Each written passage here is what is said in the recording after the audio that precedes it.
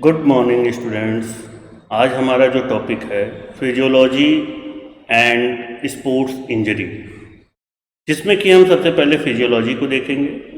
Physiology the scientific study of human body and its system is consider as physiology. Physiology मतलब कि हम आपके internal organs जो हैं उनके बारे में हम इसमें स्टडी करते हैं। साथ ही साथ हम देखेंगे sport medicine. It is branch of medicine which deals with first aid, treatment, caring, prevention, diagnosis and rehabilitation of injuries caused in sports.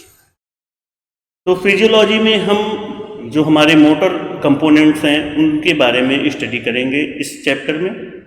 जो हमारे मोटर कंपोनेंट्स हैं strength, speed, endurance, flexibility, coordination and agility, इनमें कौन कौन से factor हैं जो कि इनकी क्षमता को प्रभावित करते हैं, इससे रिलेटेड हम इसमें स्टडी करेंगे। तो आज का जो सबसे पहला टॉपिक है physiological factor determining endurance. Endurance मतलब ये हमारी सहन शक्ति है, किसी भी चीज को लगातार करने की क्षमता। अगर हम इसकी मीनिंग देखें, endurance is an ability to withstand fatigue, मतलब थकान के साथ जो हम कार्य करते हैं वो हमारी इंडोरेंस है। ये दो तरीके के होते हैं, aerobic endurance and anaerobic endurance. Aerobic मतलब कि ऑक्सीजन की प्रेजेंस में, एनारोबिक मतलब जिसमें ऑक्सीजन की बहुत ही कम आवश्यकता होती है। तो जो फैक्टर हैं उनके बारे में हम इसमें चर्चा करेंगे, कौन कौन से फैक्टर हमारी इंडोरेंस को प्रभावित करते हैं। इसमें सबसे पहला जो हम लेते हैं मैक्सिमल ऑक्सीजन अपटेक, मतलब कि इसमें जो देखना है हमको, it refers to highest rate at which oxygen can be taken up and consumed by body during intense exercise। Exercise के दौरान जो हमारी ऑक्सीजन की कमी होती है उसको बढ़ाने की क्षमता, लंग्स में आपके ऑक्सीजन की बढ़ाने की क्षमता को हम मैक्सिमल ऑक्सीजन अपटेक बोलेंगे। इसमें जो दूसरा पॉइंट है pulmonary diffusion, it is exchange of oxygen and carbon dioxide between lungs and blood. जब हम सांस लेते हैं तो सांस के लेते समय हमारे अंदर ऑक्सीजन और कार्बन डाइऑक्साइड, जो हमारे साथ कई गैसें आती हैं सांस के साथ, फिर हम हमारे लंग्स उसमें से ऑक्सीजन को छोड़कर बाकी जो गैसें हैं उनको बाहर निकाल देता है, और जो ये ऑक्सीजन है ये ब्लड के द्वारा आपके सारे बॉडी पार्ट में पहुंचाया जाता है। अब तीसरा टॉपिक हम देखें, ये फिगर के द्वारा इसमें हमने समझाने की कोशिश की है कि जो हमारा लंग्स और ब्लड है उसमें कैसे कॉम्बिनेशन बनता है, और लंग्स से जो ऑक्सीजन हार्ट में जाता है वहाँ पर जो ब्लड को प्योरीफाई करने के काम करता है। इसके बाद वो ब्लड ऑक्सीजन को कैरी करके आपकी बॉडी के जितने भी डिफरेंट पार्ट्स हैं और सेल्स हैं उसमें पहुंचाता है। थर्ड है इसमें कार्डियक आउटपुट। कार्डियक आउटपुट ये एक ऐसी एबिलिटी है जिसमें कि 1 मिनट में आपके हार्ट से कितना ब्लड बाहर निकला, इसको कार्डियक आउटपुट कहेंगे। ठीक है। इसके बाद देखेंगे एरोबिक कैपेसिटी, मतलब कि एरोबिक कैपेसिटी मतलब कि इसमें कहेंगे कि ऑक्सीजन की प्रेजेंस में, मतलब किसी भी काम को हम जब लगातार करते हैं, लॉन्ग ड्यूरेशन तक करते हैं और इसमें इंटेंसिटी आपकी बॉडी की कम होती है, वॉल्यूम ज़्यादा होता है यानी कि ड्यूरेशन ज़्यादा होता है और इंटेंसिटी कम होती है। और इसका हम लास्ट पार्ट जो देखेंगे लैक्टिक थ्रेशोल्ड, मतलब कि जब किसी भी काम को हम लगातार करते हैं तो हमारे जॉइंट्स में या ब्लड में लैक्टिक एसिड जमा होने लगता है, जिसके कारण हमको थकान अनुभव होती है। और अगर हम इसको देखें तो एक्सरसाइज के द्वारा या विभिन्न प्रकार की क्रियाओं के द्वारा इस ड्यूरेशन को हम और लंबा कर सकते हैं। अब इसमें देखेंगे हम जो दूसरा पॉइंट है आज का, फिजियोलॉजिकल फैक्टर डिटरमाइनिंग स्ट्रेंथ। जो हमारी शक्ति है, स्ट्रेंथ है, उसको कौन कौन से फैक्टर अफेक्ट करते हैं। इससे पहले हमको जान लेना चाहिए कि what is strength. It is ability to resist और ओवरकम रेजिस्टेंस। ये एक ऐसी एबिलिटी है जो किसी प्रतिरोध के साथ या उसके अपोजिट हम यूज करते हैं, वो हमारी स्ट्रेंथ है। स्ट्रेंथ को कौन कौन से फैक्टर इन्फ्लुएंस करेंगे उसके बारे में हम देख लें तो पहला है इसमें मसल्स कवरिंग। आप जानते हैं कि आपकी मसल्स पतले पतले फाइबर से बनी होती है और इन फाइबर्स को सर्कोलीमा बेंड्स के द्वारा बांधा गया होता है, जिसमें कि यूनिटी आ जाती है और कई मसल फाइबर मिलके आपकी स्ट्रेंथ को दिखाते हैं। ठीक है। इसका दूसरा जो पॉइंट है वाइट मसल फाइबर। ये इसको हम अदर नेम ले तो फास्ट ट्विस्ट मसल फाइबर भी बोलते हैं, जो कि कंस्ट्रक्शन और हमारी बॉडी की स्पीड को बढ़ाता है और कंस्ट्रक्शन में मदद करता है। अगर हमारी बॉडी के अंदर फास्ट ट्विस्ट मसल फाइबर ज़्यादा है तो हमारी बॉडी के अंदर की स्पीड ज़्यादा होगी। अगर स्लो ट्विस्ट मसल फाइबर है तो हमारी बॉडी की स्पीड कम होगी। इसके बाद देखते हैं मसल्स लेंथ।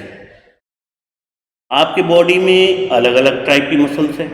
जो लॉन्ग मसल्स होंगी उसमें स्ट्रेंथ ज़्यादा होगी और जो छोटी मसल्स होंगी उसमें स्ट्रेंथ कम होंगी। ठीक है। इसके बाद हम देखते हैं इसका चौथा पार्ट। ये हमारे बॉडी की जो मेजर मसल्स हैं, लंबी मसल्स हैं, उनके बारे में हम देख लें तो इसमें गैस्ट्रोनीमियस जो कि आपकी कॉफ मसल बोली जाती है, ग्लूटियस मैक्सिमस जो आपके बटक पे होती है, लेटिमस डॉर्सी जो आपके बैक में होती है पीठ पर, ट्रेपेजियस आपके गर्दन के पीछे होती है, डेल्टॉइड आपके कंधे के पार होती है। इसी तरह quadricep, hamstring group of muscles, bicep and tricep, इस तरह की जो मसल्स हैं ये हमारी स्ट्रेंथ को बढ़ाती हैं। अगर ये वीक होंगी तो हमारी स्ट्रेंथ कम होगी। फिर देखेंगे नर्व इम्पल्स, मतलब कि स्ट्रेंथ के समय यूज करते समय जो आपकी इम्पल्स हैं, जो आपके मैसेज को माइंड तक पहुंचाते हैं और मैसेज जो माइंड का मैसेज है उसको जो आपके डिफरेंट बॉडी पार्ट है वो उस पर रिस्पॉन्ड करते हैं। ठीक है। इसके अलावा देखते हैं इसका लास्ट पॉइंट है जो जेंडर। आप जानते होंगे कि मेल एंड फीमेल में मेल की हाइट ज़्यादा होती है, बोन स्ट्रांग होती है अपेक्षा की फीमेल के। इस तरह अगर हम कंपेयर करें तो man have more strength as compare to women due to bigger and longer muscles length in males. अब आज का हम जो लास्ट टॉपिक लेते हैं, आपके मोटर कंपोनेंट को जो डिटरमाइन करते हैं, उसमें है speed. Speed is an ability to do work at faster rate. मतलब कि हम किसी भी काम को कितनी जल्दी कर ले वो हमारी स्पीड होगी। इसको जो डिटरमाइन करते हैं फैक्टर्स, उनके बारे में हम देखें तो फर्स्ट है इसमें फास्ट ट्विस्ट मसल फाइबर, जिसकी चर्चा हमने स्ट्रेंथ में की थी। Percentage of fast twist muscle fibre faster is speed. मतलब हमारी बॉडी या मसल्स के जो ग्रुप हैं उसमें फास्ट ट्विस्ट मसल फाइबर जितने ज़्यादा होंगे उतनी हमारी बॉडी की स्पीड ज़्यादा होगी। सेकेंड देखें neuromuscular response. Motor impulse faster and stronger is the muscles contraction. जितनी अच्छी हमारी नर्वस सिस्टम होगा उतनी ही अच्छी हमारी मसल्स कॉन्ट्रैक्शन होंगे और जिसका यूज हम स्ट्रेंथ और स्पीड दोनों में कर सकते हैं। इसमें देखेंगे थर्ड एटीपी यानी एडेनोसिन ट्राइफॉस्फेट एनर्जी स्टोर, जो हमारी बॉडी के अंदर होता है। अब इसमें देखें greater the ATP store faster is the energy release for speedy and anaerobic activities. हम ये जानते हैं कि जहाँ पे स्पीड का यूज होगा वो एनारोबिक एक्टिविटी होगी, जिसमें कि ऑक्सीजन की ज़रूरत बहुत ही कम पड़ती है। इसके बाद देखेंगे फ्लैक्सिबिलिटी। फ्लैक्सिबिलिटी ये एक तो मोटर कंपोनेंट भी है और स्पीड में बहुत ही ज़्यादा ज़रूरी होता है। It is the range of movement, मतलब कि हमारी बोन्स की या मसल्स की फ्लैक्सिबिलिटी जितना ही ज़्यादा होगा उतनी ही ज़्यादा हमारी स्पीड होगी। आज का हम ये टॉपिक यहीं ख़त्म करते हैं। इसके आगे की चर्चा हम नेक्स्ट क्लास में करेंगे।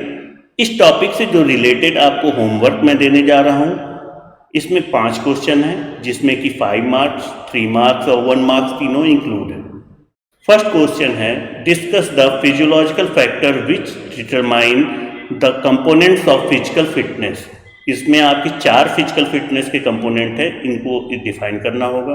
सेकेंड क्वेश्चन है, डिफाइन फिजियोलॉजी। फिजियोलॉजी क्या है और इसकी डिफिनेशन आपको लिखनी है। थर्ड क्वेश्चन है, what do you mean bye cardiac output. इसके बारे में हमने अभी चर्चा की थी। व्हाट इज कार्डियक आउटपुट, मतलब 1 मिनट में हमारा हार्ट जितना ब्लड पंप करता है, जितने अमाउंट का ब्लड पंप करता है, वो हमारा कार्डियक आउटपुट है। इसका फोर्थ क्वेश्चन है, state the maximum oxygen Uptake. हमारे ऑक्सीजन कैरी करने की क्षमता जो है उससे रिलेटेड एक क्वेश्चन है। और लास्ट क्वेश्चन है, what do you mean by lactic थॉरसाइड, मतलब हमारे लैक्टिक एसिड जो बॉडी में होता है, जो कि इंडोरेंस के टॉपिक पे हमने पढ़ा था कि लैक्टिक एसिड जो बनता है उसके ड्यूरेशन को लंबा करने पे हमारी इंडोरेंस पावर ज़्यादा होती है। Thank you very much.